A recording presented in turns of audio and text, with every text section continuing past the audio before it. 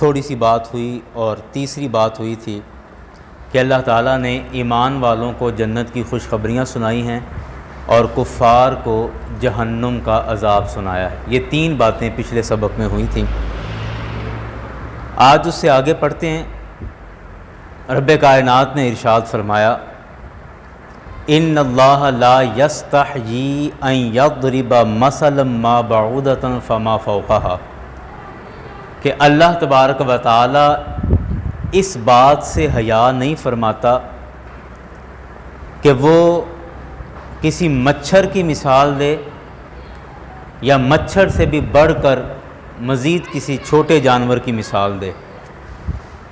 اصل میں اس کے پیچھے بات یہ تھی کہ بعض لوگوں نے مذاق اڑایا اور کہا کہ مسلمان یہ کہتے ہیں کہ اللہ تعالیٰ سب سے بڑا ہے، اور جب وہ اتنا بڑا ہے اور سب سے بڑا ہے تو پھر وہ لوگوں کو سمجھانے کے لیے مثالیں اتنی چھوٹی چھوٹی کیوں دیتا ہے؟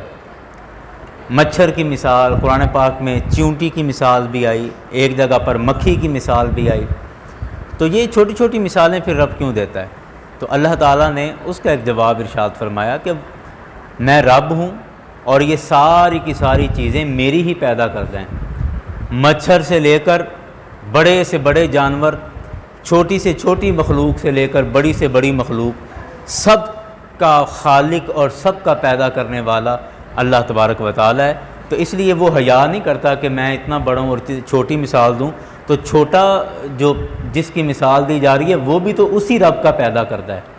اور پھر مزیداری کی بات یہ ہے، اس کے ضمن میں بات آئی کہ اگر آپ کہتے ہیں کہ اللہ تعالیٰ بہت بڑا ہے اور وہ مثال اتنے چھوٹے سے جانور کی دیتا ہے، تو پھر انسان بھی تو بڑا عظیم ہے، انسان بھی تو بڑا عقل مند ہے، انسان بڑا دانا ہے، اس نے بڑا کچھ پیدا کیا، بڑا کچھ بنایا، اس نے ہوا میں سفر کرنا ممکن بنا دیا، جہاز بنائے اور چاند پر جا رہا ہے، مریخ پر جا رہا ہے، اور نہ جانے کیا کیا ترقیاں کی ہیں۔ تو انسان بھی تو اتنا عقل مند اور دانا ہے، اور ایسا ہی اگر یہ عقل مند اور دانا ہے تو پھر یہ مچھر پیدا کر کے دکھائے کہ آپ جہاز تو بنا سکتے ہیں، بڑے بڑے بحری جہاز بنا سکتے ہیں جو کئی میٹر کے اندر پھیلے ہوئے ہیں اور پورا شہر آباد ہے ان جہازوں کے اندر، لیکن یہ انسان اپنی عقل سے مچھر تو بنا کے دکھائے۔ تو پھر یہ کیوں کہہ رہے ہیں کہ مچھر کی مثال دینا یہ بڑی چھوٹی بات اور حقیر بات ہے؟ نہیں، وہ رب ہے، وہ مالک ہے، ساری اس کی مخلوقات میں وہ جس کی مرضی مثال دے۔ لیکن ساتھ ہی فرما دیا کہ مسئلہ مثال دینے کا نہیں ہے، مسئلہ ماننے یا نہ ماننے کا ہے۔ پنجابی کا ایک شعر ہے کہ عقل مندانوں نکتہ کافی، لوڑ نہیں دفتر دی، تے بے عقلاں تے اثر نہیں کر دی پند نبی سرور دی۔ تو عقل مند اور ماننے والا، تسلیم کرنے والا، اس کے لیے ایک نکتہ ہی کافی ہے، وہ اس کو بھی مان لے گا۔ اور جس نے نہیں ماننا اور انکار کرنا ہے تو آپ اس کے سامنے دفتر بھی کھول کے رکھ دیں تو وہ کہے گا کہ میں نہیں مانتا، اور میں نہیں مانتا اس کا کوئی علاج بھی نہیں ہے۔ اور ہمارے بزرگ سمجھانے کے لیے خیر ایک مثال دیا کرتے تھے کہ میں نہیں مانتا، یہ بڑا ایک دلچسپ جملہ ہے کہ میں نہیں مانتا، اس کا کوئی حل نہیں ہے نا۔ تو کہتے ہیں کہ کوئی بادشاہ تھا تو اس کو شوق ہوا کہ میں اپنے بیٹے کو عالم بناؤں، تو اس نے اپنے علاقے کے علماء کو جمع کیا اور جو جمع کر کے کہتا ہے کہ میں اپنے بیٹے کو عالم بنانا چاہتا ہوں، تو آپ سارے علماء، ہمارے علاقے کے پڑھے لکھے نامور علماء، بتاؤ کہ میرے بیٹے کو عالم کون بنائے گا؟ سب نے کہا جی ہمیں موقع دیں، دوسرے نے کہا مجھے موقع دیں، تیسرے نے کہا مجھے۔ پہلے کو کہا کہ تم کتنے عرصے میں بناؤ گے؟ اس نے کہا جی مجھے 10 سال دے دیں، میں 10 سالوں میں ان کو عالم بنا دوں گا۔ بادشاہ نے کہا کہ بادشاہ کا بیٹا ہے، اتنا وقت نہیں ہے اس کے پاس، اس سے تھوڑے وقت والا کوئی بتائے۔ ایک نے کہا جی مجھے آپ ٹائم دیں، میں 5 سالوں میں بنا دوں گا۔ اس نے کہا نہیں، 5 سال بھی بہت زیادہ ہیں، بادشاہ کے بیٹے کے پاس اتنا ٹائم تو نہیں ہوتا نا۔ ایک نے کہا کہ جی میں 1 سال میں بنا دوں گا۔ بادشاہ نے کہا نہیں، یہ 1 سال بھی بہت زیادہ ہے، اس سے بھی تھوڑا کم کریں۔ ایک نے کہا جی میں 6 مہینے میں بنا دوں گا۔ کہا نہیں، 6 مہینے بھی بہت زیادہ ہیں، اس سے بھی تھوڑا کم کریں۔ ایک بڑا دانا عالم تھا، پرانا بزرگ عالم تھا، اور بعض دفعہ نا ہمارے نوجوان سمجھتے ہیں کہ بزرگ بے وقوفی ہوتے ہیں یا ان کو کیا پتہ ہے، حالانکہ انہوں نے وہ زمانہ اور وہ وقت دیکھا ہوا ہے کہ جو نوجوانوں نے بھی سوچا بھی نہیں ہوا۔ اس لیے بزرگوں کو ایسے نہیں سمجھنا چاہیے، اور وہ بڑا خاموش حملہ کرتے ہیں تو ایک بزرگ عالم دین تھے بڑے تجربے والے، انہوں نے کہا جی مجھے آپ ایک رات دے دیں، میں ایک رات میں اس کو عالم بنا دوں گا۔ بادشاہ نے کہا یہ زبردست ہے، اس طرح کا بندہ چاہیے۔ کہا ٹھیک ہے، آپ ایک رات آپ کے پاس مہلت ہے، ٹائم ہے، آپ میرے بیٹے کو عالم بنا دیں۔ وہ بچہ حوالے کر دیا گیا۔ علامہ صاحب نے اس کو ساری رات ایک ہی جملہ یاد کرایا، کہا بیٹے یاد کر لو میں نہیں مانتا، یاد کر لو میں نہیں مانتا، کوئی بھی کچھ بھی کہے بولنا میں نہیں مانتا۔ یہ ایک جملہ یاد کروا دیا۔ اگلے دن بادشاہ کے پاس بیٹے کو لے کے آ گیا، کہتا جی یہ ماشاءاللہ بچہ آپ کا عالم بن گیا ہے اور بالکل تیار ہو گیا، اور میں نے اس کو عالم دین بنا دیا۔ کہتے اچھا واہ زبردست، یہ تو بڑا اچھا کیا، اور ایک رات میں ہی عالم بنا دیا اس کو۔ تو بادشاہ نے امتحان کے لیے کچھ علماء کو بلایا کہ چلو ٹیسٹ لیتے ہیں کہ یہ بچہ کیسا عالم بنا ہے، اور علماء بلائے۔ علماء نے آ کے اس بچے سے سوال جواب کیے۔ اس نے کہا آپ توحید کے بارے میں بتائیں۔ وہ کہتا میں نہیں مانتا۔ کہا رسالت کے بارے میں بتائیں، کہنے لگا جی میں نہیں مانتا۔ پھر کہا کہ آپ فرشتوں کے بارے میں بتائیں۔ اس نے کہا میں نہیں مانتا۔ کہتے جنت کے بارے میں، جی میں نہیں مانتا۔ دوزخ کے بارے میں نہیں مانتا۔ بادشاہ کو غصہ آ گیا۔ بادشاہ نے کہا میں تمہارا باپ ہوں، میں نے تمہیں عالم بنایا۔ اس نے کہا میں نہیں مانتا۔ تو علماء نے فتویٰ دیا کہ یہ تو کافر ہو گیا ہے، ظاہری بات ہے توحید کا، رسالت کا، ملائکہ کا انکار کیا ہے، کافر ہو گیا۔ بادشاہ کو بڑا غصہ آیا، اس عالم دین کو، بابے کو، عالم دین کو بلا کے کہتا ہے غصے سے یہ تو نے کیا کیا میرے بیٹے کے ساتھ؟ اس نے کہا کہ بادشاہ جو ایک رات میں عالم بنے گا تو وہ اگلے دن کافر ہی ہوگا، جو ایک رات میں عالم بن جائے گا تو اگلے دن پھر وہ کافر ہی ہوگا۔ تو اصل میں یہ جو جملہ ہے نا کہ میں نہیں مانتا، یہ بڑا خطرناک جملہ ہے، بڑا خطرناک جملہ ہے، اور یہ بہت سارے فساد اور بہت سارے مسائل کی جڑ ہے یہ جملہ کہ میں نہیں مانتا۔ حالانکہ اللہ تعالیٰ نے مسلمانوں کو ماننے والا بنایا ہے۔ اسلام کا مطلب یہ ہے سر تسلیم خم کرنا، یعنی سر جھکا دینا، مان لینا، یہی مطلب ہے اسلام کا۔ بہرکیف اللہ نے فرمایا کہ یہ جو مچھر کی مثال پر یا چھوٹی مثال پر اعتراض کر رہے ہیں نا کہ نہیں یہ اللہ تعالیٰ کو زیب نہیں دیتا کہ وہ اتنی چھوٹی مثال دے، رب کائنات نے فرمایا کہ اصل میں یہ ماننا ہی نہیں چاہتے، یہ تسلیم ہی نہیں کرنا چاہتے۔ کیوں؟ اس کی بات فرمایا کہ فَأَمَّا الَّذِينَ آمَنُوا فَيَعْلَمُونَ أَنَّهُ الْحَقُّ مِن رَبِّهِمْ، کہ بے شک وہ لوگ جو ایمان والے ہیں وہ جس سب کچھ جانتے ہیں کہ انہ الحق من ربہم، کہ یہ سارے کا سارا جو دین ہے یہ ہمارے رب کی طرف سے بالکل حق ہے۔ وہ پھر ان چکروں میں نہیں پڑتے کہ یہ کیوں کیا اور یہ کیوں کیا، ایسا کیوں نہیں تھا، ایسا کیوں نہیں تھا۔ جو ایمان والے ہیں وہ سب جانتے ہیں کہ انہ الحق من ربہم، کہ بے شک یہ حق ہے ہمارے رب کی طرف سے، وہ فوراً اس کو تسلیم کرتے ہیں۔ اور ساتھ ہی فرما دیا وَأَمَّا الَّذِينَ كَفَرُوا، اور بے شک وہ لوگ جنہوں نے کفر کیا، جو کافر ہیں، فَيَقُولُونَ، وہ یہ باتیں کرتے ہیں کہ مَاذَا أَرَادَ اللَّهُ بِهَذَا مَثَلًا، یہ مثال دے کر اللہ کا کیا ارادہ ہے، یہ مثال کیوں دی، یہ فلاں کام اس طرح کیوں ہوا، یہ اس طرح کیوں ہوا، یہ اس طرح کیوں ہوا۔ یہ کافروں کی نشانی ہے۔ ایمان والا کبھی بھی ایسے نہیں کرتا، ایمان والا کبھی تردد اور شک میں نہیں پڑتا۔ ایمان نام ہی یقین کا ہے، شک کا نام ایمان نہیں ہے، ایمان یقین کا نام ہے۔ اب دیکھیں یہ ساری بات میں اس حوالے سے کیوں لے کر آ رہا ہوں کہ آج کے دور میں ہمارے موبائل کی وجہ سے، سوشل میڈیا کی وجہ سے ایسے لوگ بیانات کر کے اور نیٹ پر اس کو دے دیتے ہیں کہ ان میں بعض دفعہ سرکار علیہ الصلوۃ والسلام کی ذات پر اعتراضات کر دیے جاتے ہیں۔ میں اکثر یہ دوستوں سے بات کرتا ہوں کہ ہمارے راجہ جنگ میں ایک دوست پچھلے دنوں میری اس سے کوئی ملاقات تھی، اس نے کہا میں نے کچھ سوال جواب کرنے ہیں، میں نے کہا آپ آ جائیں۔ وہ آئے تو انہوں نے خیر سوالات کیے، اور اس کے ساتھ ایک سوال اس نے ایسا کیا کہ میں بھی اندر سے ڈر گیا کہ یہ ہمارے بچے، ہمارے نوجوان، یہ ہمارا جو پڑھا لکھا طبقہ ہے یہ کس طرف جا رہا ہے۔ اس نے رسول اکرم صلی اللہ علیہ وسلم کی ازواج پر اعتراض کیا، سرکار علیہ الصلوۃ والسلام کی بیویوں پر اعتراض کیا کہ جی حضرت سیدہ عائشہ صدیقہ رضی اللہ عنہا، ان کی تو تھوڑی سی عمر تھی جب نکاح ہوا، تو سرکار علیہ السلام کی عمر تو 50 سال یا اس سے تھوڑی زیادہ تھی۔ تو یہ تو مجھے کہتا ہے دیکھیں جی یہ تو زیادتی نہیں ہے، معاذ اللہ، استغفر اللہ ثم استغفر اللہ۔ تو یہ میں اس لیے کہہ رہا ہوں کہ ایمان اور اسلام کے اندر شک اور تردد نہیں ہے. ایمان یقین کا نام ہے. اگر آپ میں یقین ہے تبھی آپ ایمان والے ہیں. اور اگر آپ شک میں پڑ گئے کہ یار پتہ نہیں یہ فرشتے ہیں بھی یا نہیں. جیسے دیکھیں ایک بڑا مشہور نام ہے, میں اکثر نام لیتا ہوں تو پھر کچھ دوست ناراض ہو جاتے ہیں کہ جی آپ نے ان کا نام کیوں لے کر بات کی, لیکن اب نام نہ لیں تو پھر اب جب انہوں نے یہ باتیں کہی ہیں تو پھر چھپائیں کیوں. سر سید احمد خان بہت بڑا نام ہے, بڑا مشہور نام ہے ہمارے پورے بر صغیر کے اندر. اس نے ملائکہ کا, فرشتوں کا انکار کیا. خطبات احمدیہ کے اندر اس نے لکھا, کہنے لگا یہ فرشتے کوئی شے نہیں ہوتے, یہ بس ایک روحانی طاقت کا نام فرشتہ ہے, فرشتوں کا کوئی وجود نہیں ہے.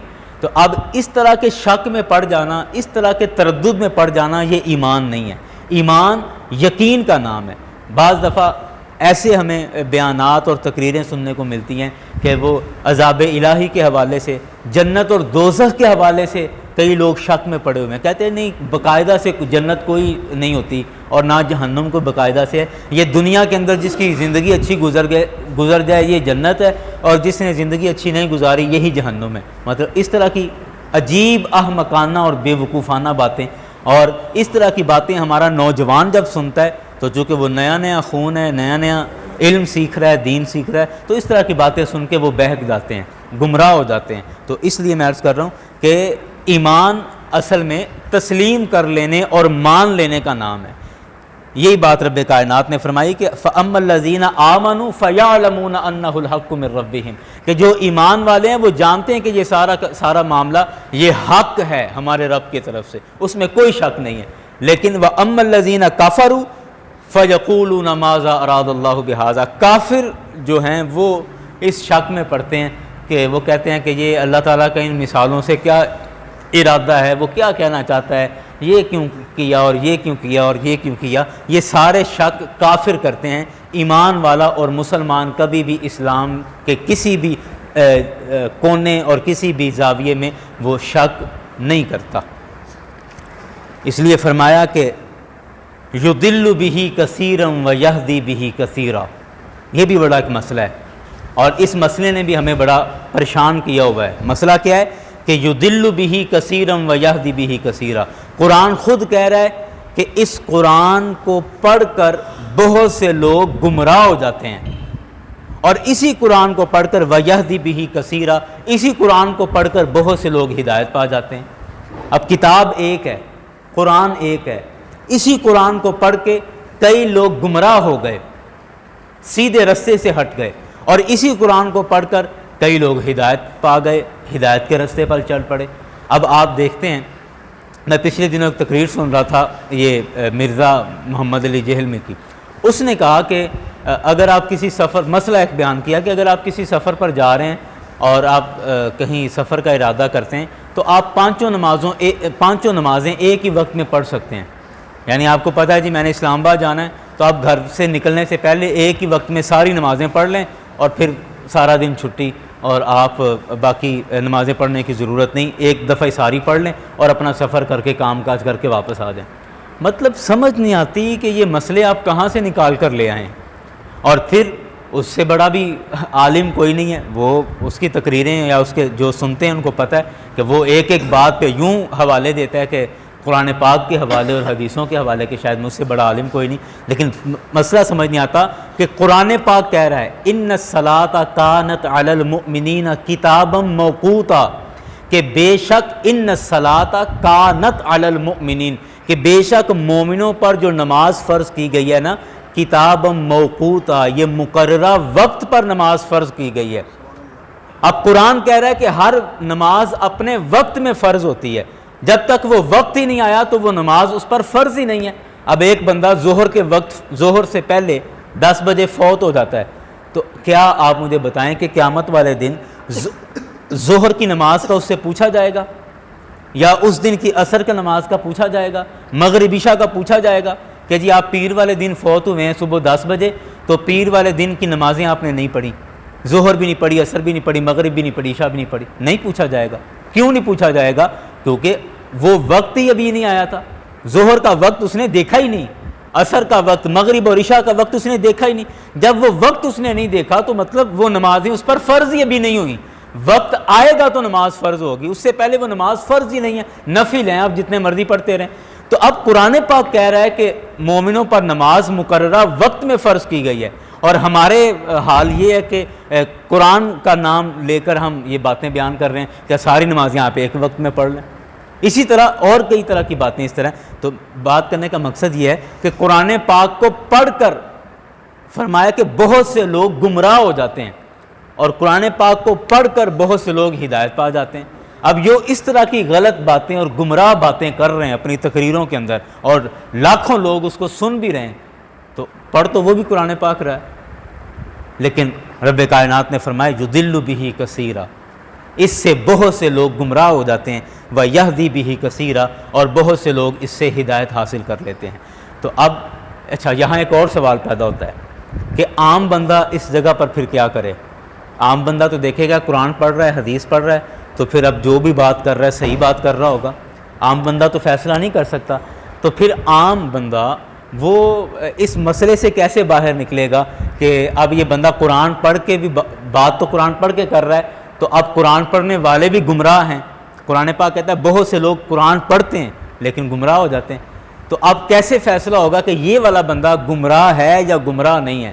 تو میں سمجھتا ہوں کہ اس معاملے میں ہمیں اپنے بزرگوں کو، اپنے اسلاف کو یاد رکھنا چاہیے کہ ہمارے بزرگ نسل در نسل، ہمارے دادا پردادا، ہمارے علماء، اولیاء یا پوری امت کس مسئلے پر عمل کرتی آئی ہے، آج تک امت کس مسئلے پر عمل کرتی آئی ہے، جو ساری امت کا مجموعی فیصلہ ہے آپ اس کے پیچھے چلیں، آپ کسی فرد واحد کے پیچھے نہ چلیں۔ یہ آسان طریقہ ہے۔ آپ دیکھیں نا، آج تک آپ 70 80 100 سال کا بھی بزرگ کہیں سے لے کر آئیں ڈھونڈ کے، اس سے پوچھیں کہ آج تک آپ نے یہ بات کسی عالم سے سنی ہے کہ ساری نمازیں آپ ایک ہی وقت میں پڑھ سکتے ہیں؟ تو وہ 100 سال کا بابا بھی کہے گا کہ نہیں، میں نے آج تک نہیں سنا۔ آپ آج سے 200 400 500 600 1000 سال پرانی کتابیں پڑھ کے دیکھیں، اب ظاہری بات ہے 1000 سال پرانا بندہ تو نہیں ملے گا، کتاب ہی ملے گی۔ اب اس کتاب میں آپ دیکھیں کہ کیا کسی ایسی پرانی سے پرانی کتاب میں بھی لکھا گیا ہے کہ آپ ساری نمازیں ایک وقت میں پڑھ سکتے ہیں؟ تو نہیں لکھا ہوگا، تو پھر مطلب ہماری امت کا اس پر اتفاق نہیں رہا، پوری امت مسلمہ کا اس مسئلے میں کوئی عمل نہیں رہا، کوئی اتفاق نہیں رہا۔ تو جب امت اس پر متحد نہیں ہے تو پھر ہم کسی ایک بندے کی بات کو نہیں مانیں گے۔ یہ آسان سا حل ہے کہ آپ اس قانون اور اس اصول کے تحت ہر بندہ پہچان سکتا ہے کہ یہ جو بندہ بات کر رہا ہے یہ بات صحیح ہے یا غلط ہے۔ یہ ایک بہترین اصول ہے۔ اور ساتھ فرمایا وما یضل بہ الا الفاسقین، قرآن پاک کو پڑھ کے گمراہ وہی ہوتا ہے جس کا اندر کالا اور جس کا اندر غلط اور جس کا باطن جلا ہوا اور اندھیرے والا ہوتا ہے۔ فاسق بندہ جو ہے، فاسق ہی قرآن پڑھ کے گمراہ ہوتا ہے، ورنہ جس کے دل میں نور ہے، جس کے دل میں روشنی ہے، وہ کبھی قرآن پڑھ کے گمراہ نہیں ہوگا، وہ قرآن پڑھ کے ہدایت حاصل کرے گا۔ میں پچھلے دن ایک بات سن رہا تھا، انور مسعود نے اپنے کسی منیر نیازی ایک شاعر ہیں بڑے اچھے، فوت ہو گئے، اس کے حوالے سے اس نے ایک بات کہی، کہنے لگے کہ ہم کسی ایئرپورٹ پہ بیٹھے تھے، کہیں کسی باہر ملک سفر کر رہے تھے، ایئرپورٹ پہ بیٹھے تو میری منیر نیازی سے بات ہوئی، ایسی باتوں میں، تو مجھے کہنے لگا، منیر نیازی نے کہا، کہتے ہیں انور ایک بات یاد رکھو، قرآن پاک کی آیتیں اتنی حیا والی ہیں، اتنی حیا والی ہیں کہ گندے آدمی سے یہ آیتیں پردہ کر لیتی ہیں۔ قرآن کی آیتیں اتنی حیا والی ہیں کہ گندے بندے سے یہ ویسے ہی پردہ کر لیتی ہیں۔ تو یہی بات یہ قرآن پاک کا ہی اصل میں یہ مضمون ہے جو انہوں نے اپنے لفظوں میں کہا وما یضل بہ الا الفاسقین، کہ قرآن پاک کو پڑھ کے گمراہ وہی ہوتا ہے جو فاسق ہے، جو فاجر ہے، جس کا دل قدورت، نفرت اور بغض اور حسد، اور جس کا دل ایمان کے نور سے روشن نہیں ہے، جس کا دل اندھیرے میں ڈوبا ہوا ہے، وہی بندہ قرآن کو پڑھ کے گمراہ ہوگا۔ البتہ جس کا دل روشن ہے وہ جب قرآن پڑھے گا تو پھر قرآن اس کو ہدایت کی طرف لے کر جائے گا اور وہ قرآن پڑھ کے ہدایت حاصل کرتا چلا جائے گا۔ اب فاسقین کا ترجمہ اور وضاحت خود بھی رب کائنات نے فرمائی۔ فاسق کون ہے؟ فرمایا الذین ینقضون عہد اللہ من بعد میثاقہ۔ فاسق بندہ یعنی وہ بندے جو قرآن کو پڑھ کے گمراہ ہو جاتے ہیں، ان کی نشانی بیان فرمائی، فرمایا یہ وہ لوگ ہیں الذین ینقضون عہد اللہ من بعد میثاقہ، کہ جنہوں نے اللہ سے پکا وعدہ کرنے کے بعد اس وعدے کو توڑ دیا، یعنی یہ رب سے وعدہ کرتے ہیں اور وعدہ کر کے پھر اس وعدے سے مکر جاتے ہیں۔ بعض دفعہ ہم بھی اس طرح کر رہے ہوتے ہیں کہ ایک دفعہ دل میں خیال آتا ہے کہ یار نہیں اب گناہ چھوڑ دوں، برائیاں چھوڑ دوں، اب مجھے نیکی کی طرف آ جانا چاہیے، اللہ تعالیٰ سے وعدہ کر لیتے ہیں، اور اس وعدے کے بعد ابھی چند دن گزرتے ہیں تو پھر ہم وہ وعدہ خلافی کر لیتے ہیں، وعدہ توڑ دیتے ہیں۔ تو اللہ نے فرمایا کہ قرآن پاک گمراہی اس بندے کے لیے بنے گا کہ جن لوگوں نے اللہ سے پکا وعدہ کیا اور پکا وعدہ کرنے کے بعد پھر اس وعدے کو توڑ دیا۔ وَيَقْطَعُونَ مَا أَمَرَ اللَّهُ بِهِ أَن يُوصَلَ، اور جن چیزوں کو اللہ نے جوڑنے کا حکم دیا ان کو یہ کاٹتے اور توڑتے ہیں۔ وہ بندہ کہ جن چیزوں کو اللہ نے جوڑنے کا حکم دیا، مثلا رشتوں کو اللہ نے جوڑنے کا حکم دیا، صلہ رحمی کا، باپ کا بیٹے کے ساتھ رشتہ حکم دیا کہ جوڑ کے رکھو، بہن کا بھائی کے ساتھ رشتہ حکم ہوا کہ جوڑ کے رکھو، بھائی کا بھائی کے ساتھ رشتہ حکم ہے جوڑ کے رکھو، اسی طرح بہن کا بہن کے ساتھ رشتہ حکم ہے جوڑ کے رکھو، میاں بیوی کا رشتہ ہے حکم ہے جوڑ کے رکھو، پھر اس کے بعد تھوڑا باہر نکلیں تو ہمسایوں کا ایک رشتہ ہے حکم ہے کہ جوڑ کے رکھو۔ تو جن چیزوں کو اللہ نے جوڑ کے رکھنے کا حکم دیا ہے یہ لوگ ان چیزوں کو توڑتے ہیں، ان چیزوں کو توڑتے ہیں۔ تو اب آپ سمجھ جائیں کہ یہ کون بندہ ہے جو کہ فساد برپا کرتا ہے، رشتہ داریاں اسی سے ختم ہوتی ہیں نا، فسادی بندہ رشتہ داریاں ختم کرتا ہے، اور جو فسادی نہیں ہے وہ رشتہ داریوں کو جس طرح بھی ممکن ہو سکے زیادہ سے زیادہ جوڑ کے رکھنے کی کوشش کرتا ہے۔ تو اب دو باتیں سمجھ آ گئیں۔ ایک بات یہ کہ قرآن پڑھ کے گمراہی کن لوگوں کو ملے گی؟ پہلے وہ بندے ہیں کہ جو اللہ تعالیٰ سے وعدہ کرتے ہیں اور وعدہ کر کے پھر اس سے مکر جاتے ہیں۔ ایسے بندے جب قرآن پڑھیں گے تو پھر قرآن ان کے لیے ہدایت نہیں بنے گا، بلکہ قرآن پڑھ کے وہ گمراہ ہوں گے، جن کی یہ عادت بن گئی ہے۔ اکا دکا اللہ تعالیٰ معاف کرے، عادت اور معمول نہیں ہونا چاہیے۔ دوسری بات فرمائی کہ جو رشتہ داریاں توڑتا ہے، فسادی بندہ ہے، جو فساد برپا کرتا ہے، بھلے محلے میں ہے تو محلے میں لڑائی فساد کرے گا، برادری کے اندر ہے تو برادری میں لڑائی فساد کرے گا، لوگوں میں صلح نہیں کرواتا بلکہ ان میں فساد برپا کرتا ہے، تو ایسے بندہ بھی رب فرماتا ہے کہ قرآن پاک پھر اس فسادی آدمی کے لیے قرآن ہدایت نہیں ہے، بلکہ قرآن اس کے لیے گمراہی ہے۔ اور ساتھ فرما دیا اولئک هم الخاسرون، اور یہ لوگ نقصان اٹھانے والے ہیں، خسارہ اٹھانے والے ہیں، کبھی بھی یہ لوگ کامیاب نہیں ہو سکتے، اس طرح کے بندے وہ ہمیشہ نقصان ہی اٹھائیں گے۔ اب آخری بات ہے اور پھر بات کو ختم کر دیں گے۔ فرمایا کہ اللہ تعالیٰ نے بڑی خوبصورت بات اپنے اعتبار سے، اپنے حوالے سے فرمائی، فرمایا کیف تکفرون باللہ، کہ تم اللہ کا انکار کیسے کر سکتے ہو؟ یعنی کوئی بھی بندہ اللہ تعالیٰ کا انکار کیسے کر سکتا ہے، کس وجہ سے، کس بنیاد پر اللہ کا انکار کر سکتا ہے؟ ساتھ دلیل بیان فرمائی وَكُنْتُمْ أَمْوَاتًا، حالانکہ حقیقت یہ ہے کہ تم مردہ تھے۔ اب یہ بندوں سے کہا جا رہا ہے، ہم سب سے کہا جا رہا ہے کہ تم میں کوئی بھی بندہ اللہ تعالیٰ کا انکار کیسے کر سکتا ہے، حالانکہ حقیقت یہ ہے کہ تم سب مردہ تھے۔ پیدا ہونے سے پہلے ہمارا کوئی وجود تھا؟ بولیے نا، کسی کو کچھ یاد ہو پیدا ہونے سے پہلے کی باتیں؟ نہیں، پیدا ہونے سے پہلے ہم مردہ تھے، بے جان تھے۔ تو فرمایا کنتم امواتا، تم مردہ تھے، فاحیاکم، اس نے تم کو زندہ کیا، اس نے تم کو زندہ کیا۔ اچھا، یہ بھی بڑی مزیداری کی بات ہے، جہاں پر ایک بڑا پیارا جملہ ذہن میں آیا، پھر فرمایا زندہ کیا، ثم یمیتکم، پھر وہ تم کو موت دے دے گا۔ یہ وہ والی موت ہے جو ہم دیکھ رہے ہیں، ہمارے جو بھائی رشتہ دار، ہمارے علاقے محلے میں جو لوگ فوت ہوتے ہیں، اس موت کی بات ہو رہی ہے کہ زندگی دی جیسے ہم سب زندہ ہیں۔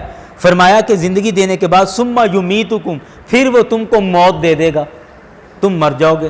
اس کے بعد ثم یحییکم، پھر تم کو زندہ کرے گا۔ یہ میدان محشر والی بات ہے، وہاں پھر تم کو زندہ کرے گا۔ ثم الیہ ترجعون، اور جب پھر تمہیں زندہ کر دے گا نا آخری دفعہ، وہ میدان محشر والا، اس کے بعد موت نہیں ہے، موت کا ذکر ہی نہیں ہے، اس کے بعد موت نہیں۔ پھر اس کے بعد کیا ہے؟ ثم الیہ ترجعون، پھر تم سب نے اللہ تعالیٰ کی طرف لوٹ کر جانا ہے، یعنی جو وہ فیصلہ کر دے گا، جس کے لیے جہنم کا فیصلہ ہو جائے گا وہ وہاں چلا جائے گا، جس کے لیے جنت کا فیصلہ ہو جائے گا وہاں چلا جائے گا، تو پھر ہمیشہ وہاں رہنا، اس کے بعد پھر موت نہیں ہے۔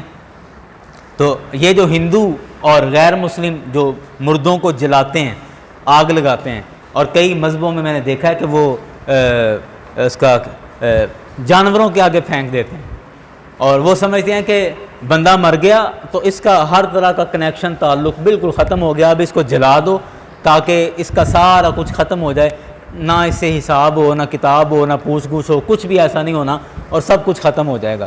اللہ تبارک و تعالیٰ نے ان کو یہ جواب، ان کے لیے یہ جواب ارشاد فرمایا کہ انسان مر کے ختم نہیں ہوتا، انسان مر کے ختم نہیں ہوتا، ہمیشہ کے لیے انسان کے لیے جو چیز ہے وہ زندگی ہے، موت ہمیشہ نہیں ہے، موت ہمیشہ نہیں ہے، موت عارضی ہے، زندگی انسان کو ہمیشہ ہے، زندگی انسان کے لیے ہمیشہ ہے، موت ہمیشہ نہیں ہے۔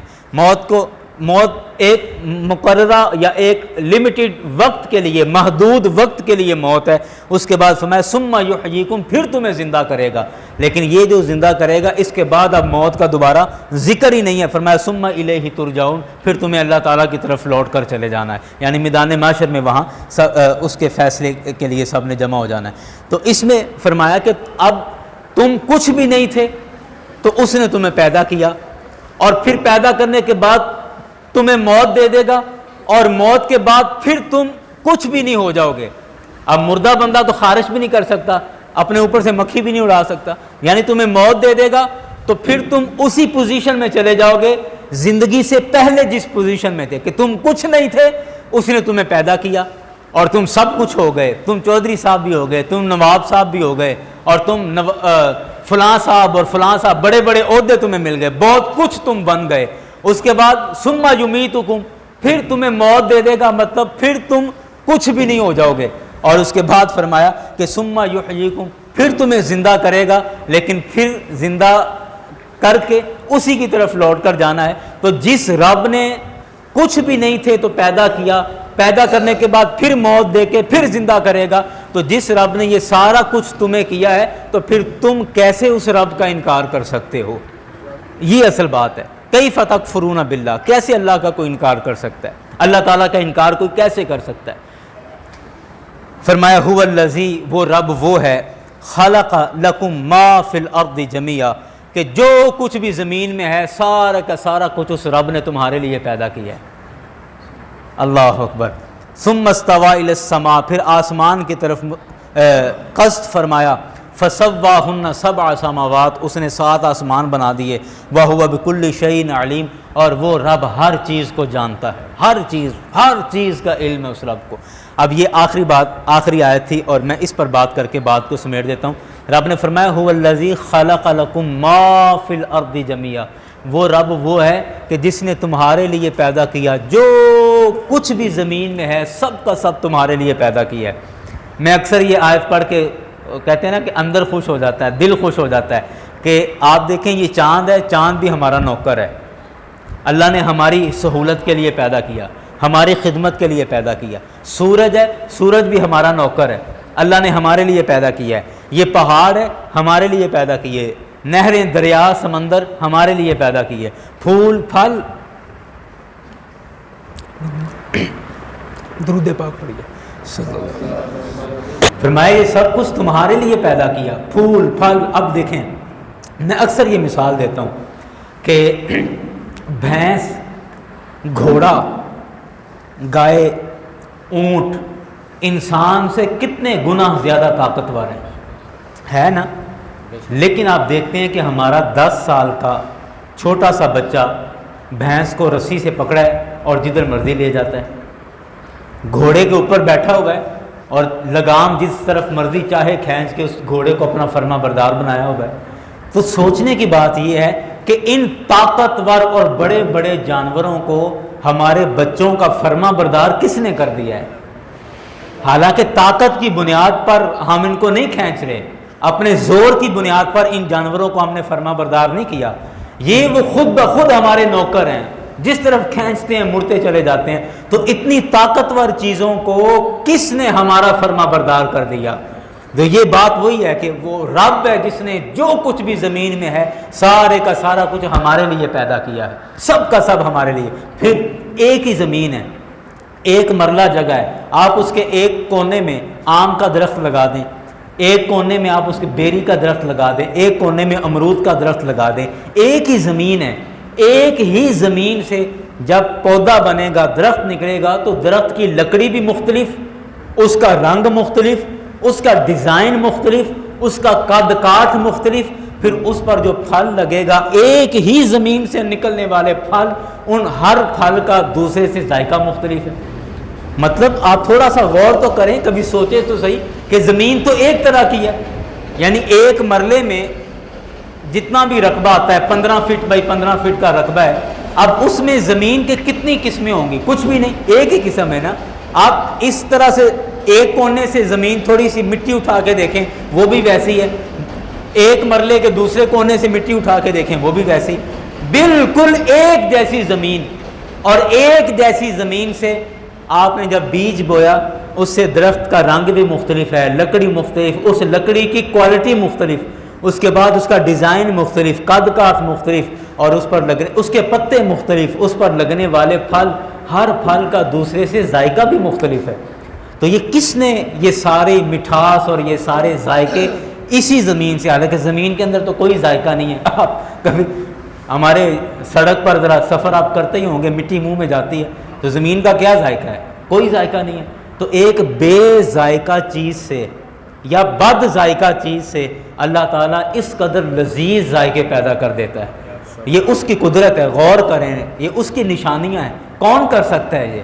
اور پھر گنا، ہمارے وہ کراچی کے ایک دوست تھے، تو ان کراچی والوں کو زیادہ فصلوں کا نہیں پتہ ہوتا، تو وہ ایک کہتے تھے کہ کہتا تھا کہ یہ جب آپ گنا لگاتے ہیں، آپ پنجاب والے یہ گنا جب لگاتے ہیں تو پھر اس میں کتنی چینی ڈالتے ہیں کھیتوں میں کتنی چینی ڈالتے ہیں کہ جس سے یہ گنا میٹھا ہو جاتا ہے۔ تو ہم نے کہا کہ اس میں چینی تو نہیں ڈلتی، بلکہ بعض دفعہ سپرے اور کھاد ڈلتی ہے جو کہ کڑوی ہوتی ہے، اور وہ کڑوی کھاد اس کی جڑوں میں جا کے پھر بھی اس کو کڑوا نہیں کرتی، اور یہ پھر میٹھا گنا۔ اور اتنی مٹھاس کہاں سے آ جاتی ہے؟ زمین سے کہاں سے اتنی مٹھاس نکل آتی ہے؟ تو یہ آپ غور کرتے جائیں تو ایک ایک چیز میں اللہ تعالیٰ کی قدرت اور اس کی نشانیاں موجود ہیں۔ تو جب یہ سارا کچھ ہم اپنی آنکھوں سے دیکھ رہے ہیں تو پھر رب کا کوئی کیسے انکار کر سکتا ہے؟ اور جو سائنس کہتی ہے نا کہ ایک دھماکہ ہوا تھا اور دھماکے سے یہ ساری زمین بن گئی، دھماکے سے اتنی خوبصورت چیزیں نہیں بنتی۔ کہیں پر دھماکہ ہو تو وہ حضرت واصف علی واصف کا بڑا پیارا جملہ ہے، انہوں نے کہا، کہتے ہیں کہ اصل جو حسن ہوتا ہے نا کسی بھی شے کا، وہ حسن ترتیب کا نام ہے، کہ کوئی بھی شے ترتیب کے ساتھ جوڑ کر سجا کے رکھی ہو تو پیاری لگتی ہے، ورنہ جتنی مرضی مہنگی چیزیں ہوں وہ سجا کر نہ رکھی ہوں، ترتیب کے ساتھ نہ رکھی ہوں تو وہ پیاری نہیں لگتی، خوبصورت تب لگیں گی جب ان کو سجا کے رکھا جائے گا۔ تو کہتے ہیں اصل حسن حسن ترتیب کا نام ہے، اور دھماکہ یا حادثہ ترتیب کے بکھر جانے کا نام ہے۔ یعنی اگر یہ کائنات دھماکے سے بنی ہے تو پھر کائنات کی تمام چیزیں اتنی ترتیب سے کیسے چل رہی ہیں؟ سورج اپنے وقت پر کیسے آ رہا ہے؟ دھماکے میں تو ترتیب الٹ پلٹ ہو جاتی ہے، تو سورج اپنے وقت پہ آ رہا ہے، چاند اپنے وقت پہ آ رہا ہے، مہینے دن ہفتے سال اپنے وقت پہ آ رہے ہیں، موسم اپنے وقت پہ آ رہے ہیں۔ اور پھر ایسا نہیں ہوتا کہ آپ بیج آم کا بوئیں اور وہاں کیلا اگائے، ایسا بالکل بھی نہیں ہوتا، ہر چیز اپنے حساب سے چل رہی ہے اور ایک ترتیب کے ساتھ چل رہی ہے۔ تو اگر یہ کائنات دھماکے سے بنی ہوتی تو کائنات اتنی ترتیب کے ساتھ نہ چل رہی ہوتی، اور دھماکے میں اتنی خوبصورتی نہیں ہوتی، دھماکے میں سب کچھ بکھر بکھر جاتا ہے۔ تو اس لیے کائنات دھماکے سے نہیں بنی، بلکہ ان ترتیب اور اس حسن کو دیکھ کر لگتا ہے، یقین ہو جاتا ہے کہ اس کائنات کے بنانے کے پیچھے کوئی ہستی ہے، اور وہ ہستی ہمارے رب تعالیٰ کی ہستی ہے کہ جو اس کائنات کو جس نے بنایا بھی اور اس کائنات کا سارا نظام بھی چلا رہا ہے۔ اللہ کریم کی بارگاہ میں دعا ہے کہ اللہ تعالیٰ ہمیں اپنی طرف توجہ اور اپنی طرف لوٹ جانے کی توفیق عطا فرمائے، کہ ہمارا رابطہ، ہمارا ربط اور ہمارا تعلق ہمارے رب کے ساتھ جڑ جائے، اور پھر وہ تعلق ہم نبھا جائیں آخری سانس تک، موت کے وقت وہ تعلق ہم موت تک نبھا جائیں، تو پھر دنیا میں بھی بہتری ہے اور آخرت میں بھی بہتری ہے۔ اور اگر ہم نے اپنے رب کے ساتھ نہ بنا کے رکھی اور اپنے رب سے ہم نے تعلقات خراب کر لیے تو پھر دنیا بھی ہماری خراب ہے اور آخرت بھی خراب ہے۔ ہمیں چاہیے کہ ہم اپنے رب کے ساتھ بنا کے رکھیں، اپنے رب کے ساتھ اپنے تعلق جوڑ کے رکھیں، پھر انشاءاللہ دنیا میں بھی اور آخرت میں بھی بہتر ہی بہتر ہوگا۔ اللہ کریم قرآن پاک کو ہم سب کے لیے ہدایت بنا دے اور قرآن پاک کی گمراہی سے ہم سب کو اللہ محفوظ فرمائے، یعنی ان لوگوں سے اللہ تعالی ہمیں بچائے جو قرآن پڑھ کے بھٹک جاتے ہیں، گمراہ ہو جاتے ہیں، اللہ تعالی ہمیں ان سے بچائے اور قرآن پاک پڑھ کر اللہ ہم سب کو ہدایت نصیب فرمائے۔ وما علینا الا البلاغ۔